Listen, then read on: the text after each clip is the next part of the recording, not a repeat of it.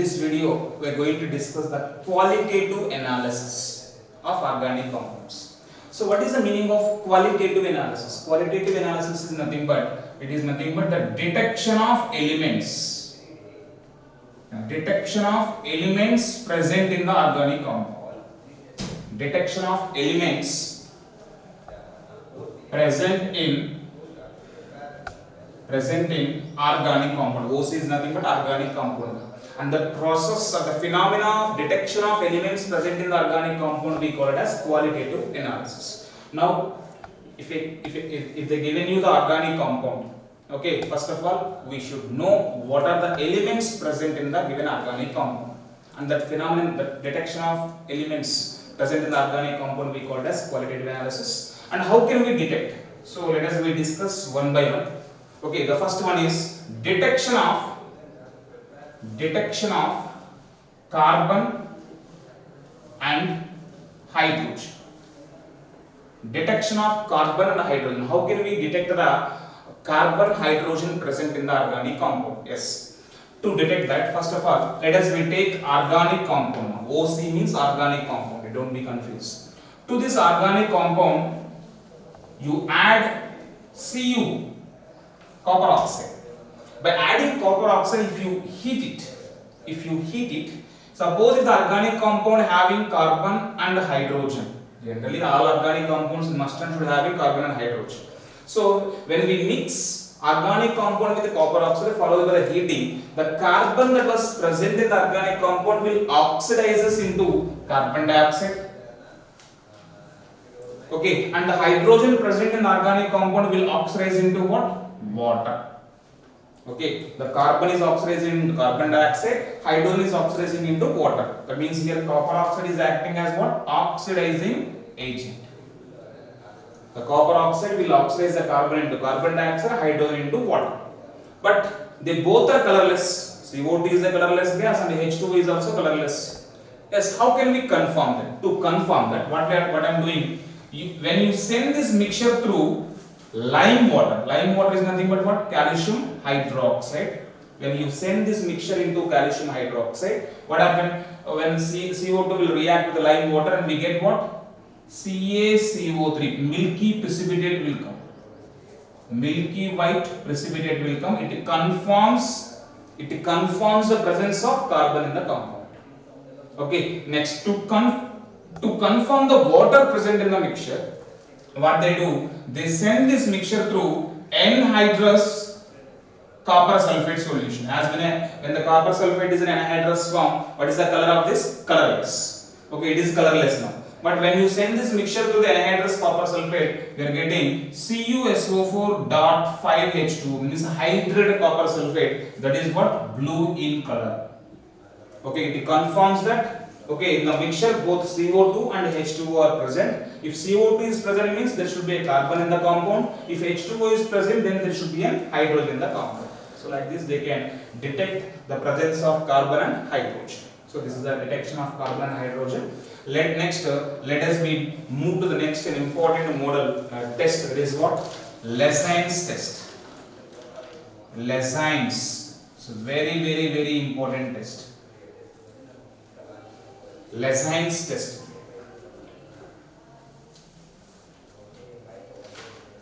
Okay, so this is the test that we use to detect.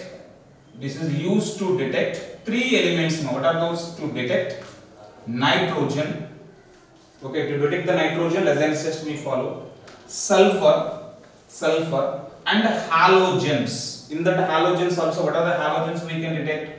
Chlorine, bromine, iodine. Total how many elements we can detect by this Lessons test? Nitrogen, sulfur, chlorine, bromine, iodine. Total 5 elements we can detect by a single test. So that is what we call as Lessons test. But this Lessons test is a process of 2 steps. Okay, in this Lessons test, how many steps are there? 2 steps are there. Let us discuss. And the step 1 is common to all these elements, but the step 2 is only different. Okay, yes. What is the step 1? The step 1. Step 1 is nothing but the preparation of sodium fusion extract. The preparation of sodium fusion extract. Okay, that is the step 1, and step 1 is common to all the elements, all nitrogen, sulfur and halogens. Yes, how can we separate the sodium fusion extract? This is a long process. Let us discuss this. Okay, first of all, you take a small ignition tube, small ignition tube. So it appears like normal test tube only, but it is very very small, as like if you do the bulb, 60 candle bulb, there was a filament. Okay, as like in that size, this ignition tube will be there. It's very small test tube. Okay, and it is having high thermal resistance. Okay, now what happened? You heat the ignition tube until it becomes reddish hot. Okay, until it becomes reddish hot. Okay, you heat the ignition tube. After the ignition tube becomes reddish hot, then now you add addition of sodium metal to this ignition tube. Now you add small amount of sodium metal into this ignition tube, and after the addition of sodium metal, again further heating. Again you heat it until it becomes what? Reddish hot. Okay, until it becomes reddish hot, you further continue heating. Okay, so after it becomes reddish hot, okay, immediately that ignition tube, you plunge it in mortar. So immediately you grind it in a mortar. Okay, so in the laboratory it's like this. By using this mortar in a small amount of water, immediately after the ignition tube becomes reddish hot, immediately you plunge it in the mortar and you grind it completely. You grind it. After you grind it, what happened? You filter that. Okay, after the filtration, what happened? But it is a glass tube, right? Even if you grind it also, there was what? Chances of glass pieces. So if we filter that, all glass pieces have been separated, and then that super natant solution. That supernatant solution is called what? Sodium fusion extract. This supernatant solution we call it as what? Sodium fusion extract. Sodium fusion extract. Like this, we can prepare the sodium fusion extract. Once again, I am telling. Take the ignition tube, you heat until it becomes reddish hot. To this reddish hot, you add small amount of sodium metal, and you further continue the heating until again it becomes reddish hot. Immediately you plunge it in the mortar, then followed with the filtration. That resultant of supernatant solution we call it as what? Sodium fusion extract. You may get that out. What is the reason why we need to do these all steps? Okay, so because of this, doing this all, we are converting the organic compounds into inorganic compounds. That is the main one. Okay, why? Because organic compounds directly will not react with the chemical reagents. Okay, so first of all, we need to convert these organic elements into inorganic elements. That is why, to convert organic compounds into inorganic compounds. Okay, how we are doing this? Let us see. Suppose they given organic compound. In this organic compound, okay, one second. In this, after sodium heat, if there was a carbon and a nitrogen we need to detect. There is a nitrogen. We need to convert this nitrogen into an organic compound. How? Nitrogen combined with the carbon and sodium. Why? Because we added the sodium now here. Okay, sodium. And the organic compound having nitrogen, so the sodium will combine with the nitrogen and a carbon, and they forms finally what? NaCN, sodium cyanide. It is an inorganic compound. Similarly, the organic compound having sulfur, okay, it combined with the sodium, they forms what? Na2S, sodium sulfide. If the organic compound having halogens, they combine with the sodium and they form the corresponding halides. Like this, it converts because of this process. Okay, we are converting all these elements into their compound forms. Means organic compounds into inorganic compounds. To do so, we did this all sodium fusion extract. Okay, now from here after we should take this sodium fusion extract only, not direct organic compound. Okay, let us detect the first one, detection of nitrogen. Detection of nitrogen. Yes, how can we detect the nitrogen? In the design test, how can we detect the nitrogen? Okay, to this sodium fusion extract, add freshly prepared ferrous sulfate. Okay, freshly prepared ferrous sulfate. Okay, after the addition of freshly prepared ferrous sulfate, add 1 or 2 drops of concentrated H2SO4. Concentrated H2SO4 to the walls of the test tube. So after the addition of concentrated H2SO4 followed by the heating, finally we will get a Persian blue color. Persian blue colored precipitate will come. Persian blue colored precipitate will come. So if there was a Persian blue color precipitate, it confirms the presence of nitrogen in the compound. If there was no blue color precipitate, there was no nitrogen. So once again, to the fusion extract, add freshly prepared ferrous sulfate. Thereafter, add 1 or 2 drops of H2SO4 concentrated. Okay, then immediately we get what? Persian blue colored precipitate. What is the reason? Why? And they may ask you sometime in Lezen's test. The Persian blue colored is because of which complex? So like that questions also they may ask you. So let us see the mechanism. What happens during the detection of nitrogen? Yes, in sodium fusion extract, what is there?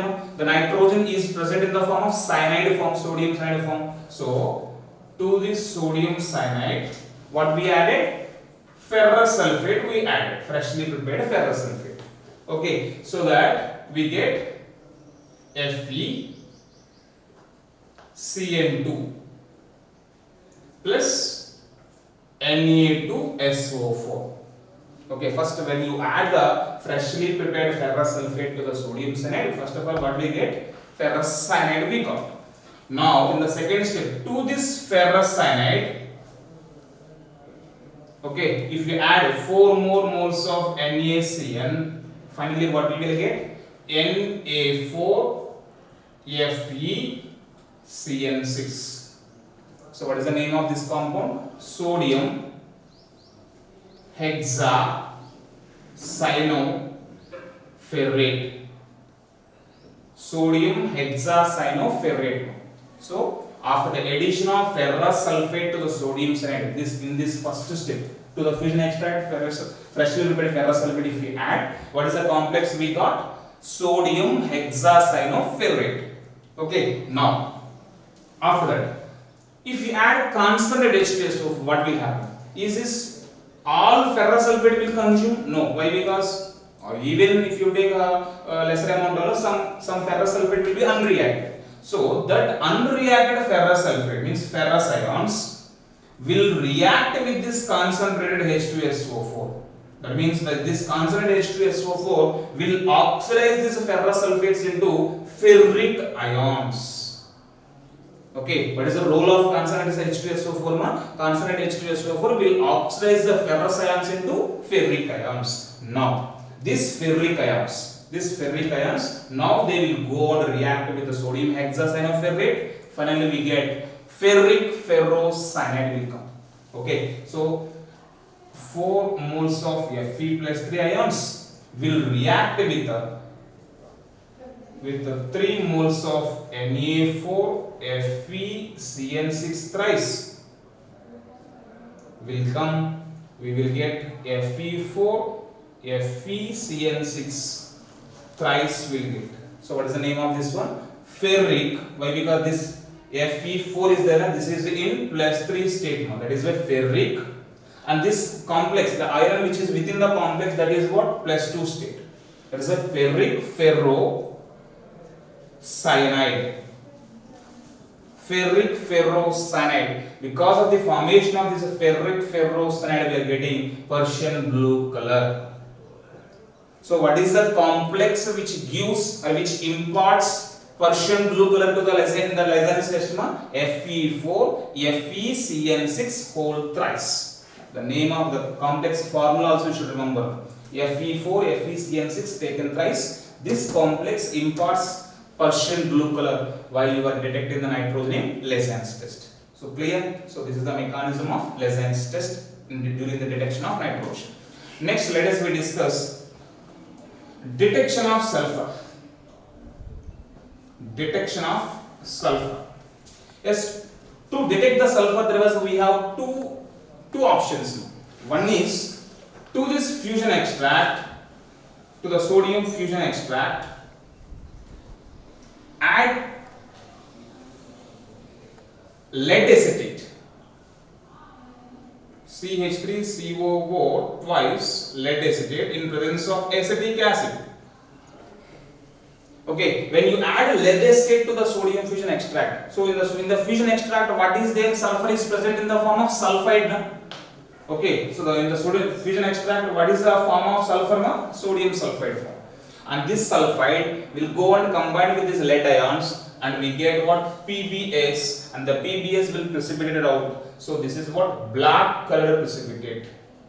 So after the addition of lead acetate to the fusion extract, if you, in the presence of acetic acid, if you get a black colored precipitate, it confirms the presence of sulfur. This is one option, one process of detection of sulfur. And one more process is also there, that is what? Sodium nitroprusside solution. Sodium nitroprusside solution. Yes, let us see what. To this fusion extract, to the sodium fusion extract, add sodium nitroprusside solution. Sodium nitroprusside solution. Okay, after the addition of sodium nitroprusside solution, we will get violet colored precipitate. Violet color or purple color. Okay, it confirms the presence of sulfur. Okay, let us see. They may ask you the complex which imparts this violet color also, they may ask you. So let us discuss the completely. Fusion extract. So now Na2S, to this Na2S, to this fusion extract solution, add sodium nitroprusside solution. What is the formula of sodium nitroprusside also, they may ask you. What is the formula of sodium nitroprusside? That is Na2FeCN5NO. Sodium pentacyano-nitrosoferrate. Okay, Na2FeCN5NO. So this is the sodium nitroprusside solution formula. So sodium nitroprusside solution formula is Na2FeCN5NO. So to this, when you add the fusion extract solution, what is the complex we get? That is Na2 becomes Na2 plus Na2, Na4. So Na4 FeCN5, and this sulfur will go under insertion within the complex. So NO becomes what? NOS. So this is the complex which imparts violet color. Okay, they may ask you the formula of sodium nitroprusside solution or the formula of violet color also. So this is about the detection of sulfur. Here one important point you should remember. No? Suppose if the given organic compound having both nitrogen or sulfur, both are present. Okay, then how to detect? So to this organic compound, to the organic compound having both nitrogen and sulfur, that means nitrogen is in the form of cyanide and the sulfur is present in the form of -2, S-2 sulfide. So to this, okay, you add neutral FeCl3 solution. Neutral FeCl3 solution. When you add the neutral FeCl3 solution, immediately we will get brick red colored precipitate. Brick red colored precipitate confirms the presence of both nitrogen and sulfur. Okay, what is the reason? Why we are getting brick red colored precipitate?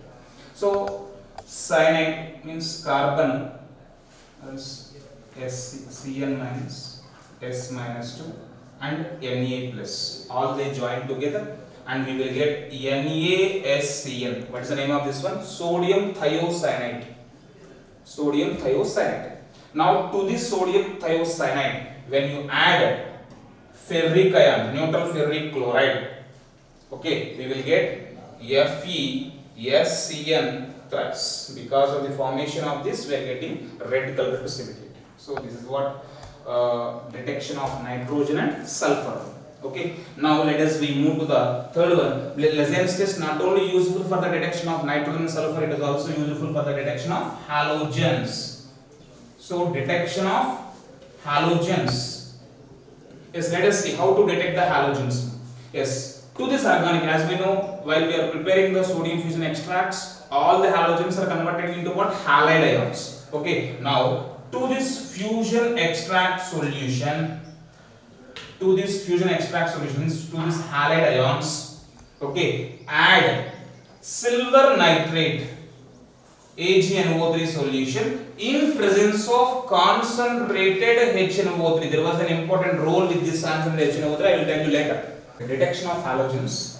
So to detect the halogens, take the fusion extract solution, sodium fusion extract solution. In the fusion extract solution, halogens are present in the form of halides. Now to this fusion extract solution, add silver nitrate solution in the presence of concentrated HNO3. It plays a very important role. Okay, I will tell you later. So after addition of HNO3, what happened? The Ag plus ions will go on to combine with the halide ions and they forms AgX. AgX. Especially if it is a chloride. Okay, chloride will form which halide? AgCl. AgCl is a white colored precipitate. Okay, AgCl is what? White colored precipitate. And if you add ammonium hydroxide solution, it is soluble. It is soluble in the ammonium hydroxide solution because of the formation of AgNH3 twice Cl. Because of the formation of this complex, it is freely soluble in excess of ammonium hydroxide in case of chloride. Next, if it is a bromide, will form which salt? AgBr salt. It is a pale yellow colored precipitate. And if you dissolve this in ammonium hydroxide, it is sparingly soluble in ammonium hydroxide. Coming to the iodide, if you take the iodide ion, iodide will form what? AgI. AgI is a yellow colored precipitate and it is almost insoluble in excess of ammonium hydroxide. So by this we can differentiate which halide ion present. Okay, chloride ions will form AgCl. It's a bi-PPT and it is a completely soluble in excess of ammonium hydroxide. Bromide ions will form AgBr. It is a pale yellow colored precipitate. It is sparingly soluble in excess of ammonium hydroxide. Whereas iodide ions will form AgI. This is a yellow colored precipitate and it is a completely insoluble in excess of ammonium hydroxide. It conforms. So by doing this, we can confirm which halide ion present in it. Okay. So next, what is the important role of HNO3? Let us see. Suppose, along with the halogens, if there was the presence of nitrogen, sulfur. Okay, that means in that organic compound, nitrogen is there, sulfur is there, and also halogen also there. Okay, nitrogen will combine with the carbon and they forms what? NaCN. Okay, sulfur will combine with the sodium. They forms what? Sodium sulfide. Okay, because of the formation of these cyanides and the sulfides, nitrogen forming cyanides, sulfurs are forming sulfides.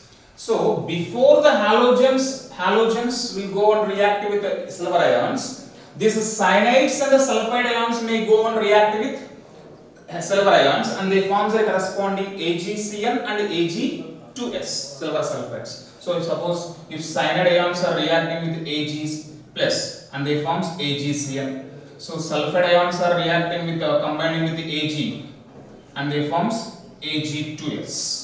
So in case of presence of nitrogen and sulfur, instead of we are getting silver halides, we are getting what? Silver cyanides and silver sulfides.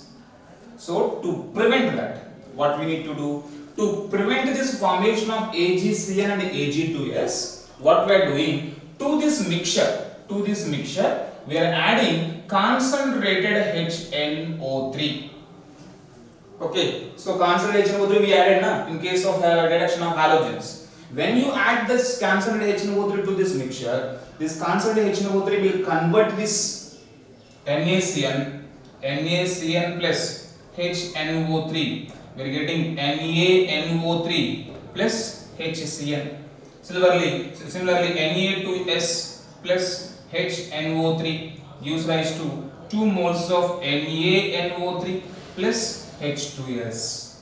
So like this it is converting this cyanides and sulfides into some other forms. Like this we can prevent the formation of silver cyanides and silver sulfides.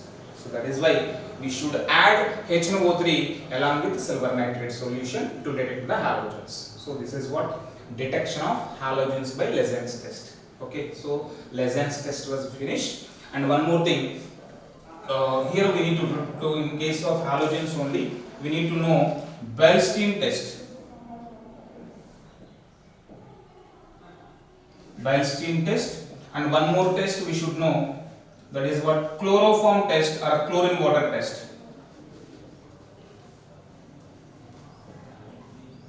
Chlorine water test or chloroform test. Okay, Bilstein test. What is this Bilstein? And these two tests are we used to detect the halogens only. Especially the Bilstein test is used to detect halogens, and the chlorine water test or chloroform test, this test is to differentiate bromide and iodides. Why? Because in Lezen's test, while we are detecting the bromide ion and iodide ion, AgB are forming which color precipitate? Pale yellow color precipitate. AgI yellow color precipitate. They both are yellow only. So again there was a problem. Okay, both precipitates are yellow colored only. So which is exactly bromide or iodide? To confirm that, we follow this chlorine water test. Okay, anyhow, let us discuss this Bilstein test first. Okay, so you take copper gas, copper wire. Okay, you heat this copper wire until in a oxidized flame, Bunsen flame. Okay, you heat this tip, that means this Bunsen copper wire, the tip of copper wire in oxidized flame of Bunsen burner until its blue color disappears. Until what time you need to heat it? You should burn this copper wire until it disappears blue color. That means this flame is blue color. Until the blue color disappears, you should heat this copper wire. Okay, you should continue the heating until it disappears blue color. Until the blue color disappears, we need to heat this copper wire on the oxidized flame of Bunsen flame. After the blue color disappears, immediately you take out that copper wire. You just dip it in organic compound. Just touch the organic compound. Again, you continue heating on the Bunsen flame. Okay. After you keep on heating on Bunsen flame, again if the blue color appears, if the flame of the oxidized flame is blue colored again, it confirms the presence of halogens. That's it. Simple test. Take the copper wire, you heat the copper wire in the Bunsen flame, Bunsen burner until that blue color disappears. Immediately you touch it in an organic compound. Again you reheating. Okay, on reheating, if you get the blue color, it confirms the presence of halogens. Okay, but it has some drawback. Bilstein test. Okay, the Bilstein test not only. So one drawback is, okay, it gives positive result towards urea also. Is it urea having any halogen? No. Urea is NH2CO, NH2. No? There was no halogen, but still urea also giving positive test. Okay, so like these ureated compounds, some of the examples which are not having halogens also giving positive result towards Bilstein test. That is one drawback. And one more drawback is, it is failed to detect which halide ion it is. That is the chloride, bromide, iodide. It is just giving the idea whether it is present, halogen is present or not. But which halogen it is present, it is not giving any hint about it. So these are the two drawbacks of this Bilstein test. Next, let us move to the chlorine water test or chloroform test. So in this chlorine water test or chloroform test, okay, so now here logic is to this AgCl AgBr, as we know, fusion extract solution you take, fusion extract solution, to this fusion extract solution. So in fusion extract solution, okay, sulfur, not sulfur, this chlorine and bromine, they both are present in the form of bromides. Okay, that is what NaBr, NaI. To this fusion extract solution, you add chloroform, and after the addition of chloroform, you send chlorine waters. You send chlorine water. Now what happened? What is the reaction between NaBr and chlorine? You just take the example NaBr on reaction to chlorine. What will happen? Chlorine is more reactive than bromine, right? So chlorine will displace the bromine and they form what? NaBr plus chlorine. Sorry, NaCl plus bromide ions. So the chlorine is more reactive than bromine, so it will go and displace the bromine. So the bromide ions will go on to dissolve it in chloroform. So this chloroform, it gives the color of bromide ions. What is the color of bromide ions? Yellow color. Okay, so if the color becomes what? Brown color, reddish brown color, it confirms the presence of bromide. And suppose if it is NaI, so NaI reacts with the chlorine and they forms NaCl and they liberates what? Iodide ions. And after the iodide ions dissolved in chloroform, the chloroform solution becomes what? Violet color. So it confirms the presence of iodide. So like this, to differentiate whether it is a bromide or iodide, which test we follow? Chlorine water test or chloroform test. So this is about the Lessons test and detection of halogens. Phosphorus. Detection of phosphorus. Is how to detect the phosphorus present in the organic compound. Okay, take the organic compound. To this organic compound, you add an oxidizing agent, that is what? Na2O2. Na2O2 is a salt of H2O2. So it is an oxidizing agent. It oxidizes the phosphorus present in the organic compound into phosphate. So what is the phosphate we are getting? Sodium phosphate, Na3PO4. Okay, Na2O2 will oxidize the phosphorus into phosphate. Now to this phosphate add HNO3 acid, so that the phosphate becomes what? Phosphoric acid. The sodium phosphate will be converting into what? Phosphoric acid. Now to this phosphoric acid add ammonium molybdate. Ammonium molybdate. So when after the addition of ammonium molybdate to the phosphoric acid, we are getting ammonium phosphomolybdate.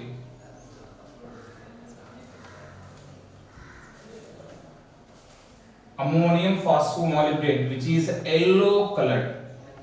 The formation of this yellow colored confirms the presence of phosphorus. Okay, once again, to the organic compound add Na2O2, so the phosphorus is oxidizing into phosphate.